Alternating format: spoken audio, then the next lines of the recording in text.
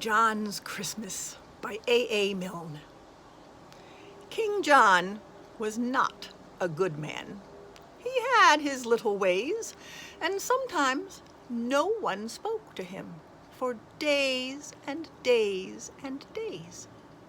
And men who came across him when walking in the town gave him a supercilious stare or passed with noses in the air. And bad King John stood dumbly there, blushing beneath his crown. King John was not a good man, and no good friends had he. He stayed in every afternoon, but no one came to tea, and round about December, the cards upon his shelf, which wished him lots of Christmas cheer and fortune in the coming year, were never from his near and dear, but only from himself. King John was not a good man, yet had his hopes and fears. They'd given him no presents now for years and years and years.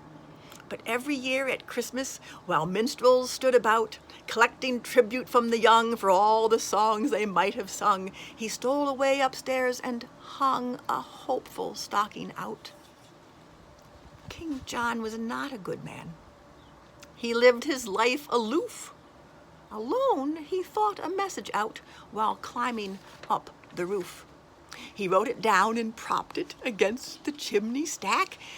To all and sundry, near and far, F. Christmas in particular, and signed it not Johannes R., but very humbly Jack. I want some crackers, and I want some candy.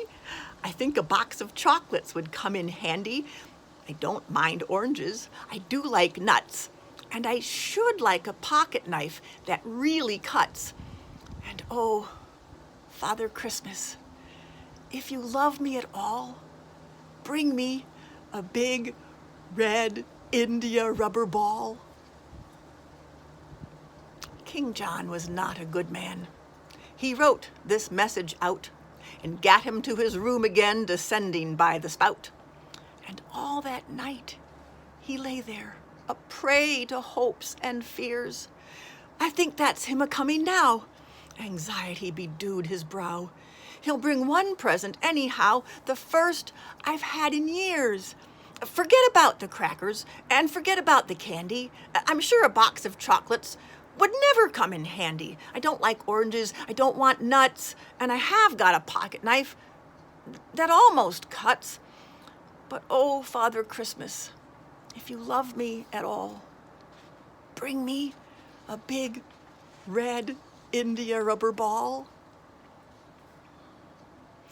King John was not a good man. Next morning, when the sun rose up to tell a waiting world that Christmas had begun, and people seized their stockings and opened them with glee, and crackers, toys, and games appeared, and lips with sticky sweets were smeared, King John said grimly, as I feared, nothing again for me.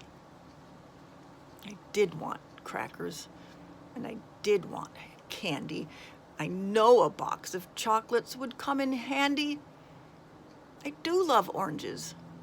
I did want nuts, and I haven't got a pocket knife, not one that cuts.